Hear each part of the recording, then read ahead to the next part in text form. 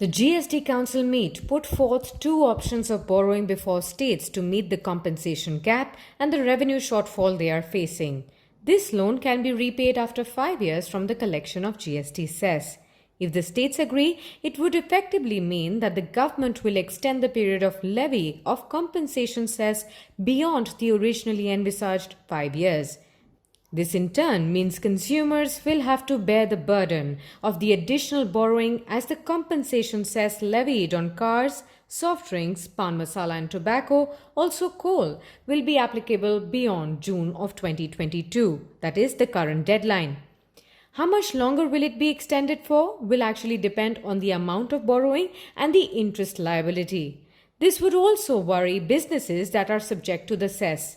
The first option given by the GST Council entails borrowing of around 97,000 crore rupees by states, which was an estimate of loss due to implementation issues. This calculation assumed a growth of 10% instead of the 14% promised ahead of the GST's launch. The other option is to let states borrow 2.35 lakh crore rupees from the markets. In both scenarios, the centre has assumed that compensation cess will generate around 65,000 crore rupees during the current financial year. In either case, the centre will negotiate the terms of borrowings and ensure good rates from the Reserve Bank of India, the FM said, adding that the borrowing limit will also be eased by 0.5% of the gross state domestic product.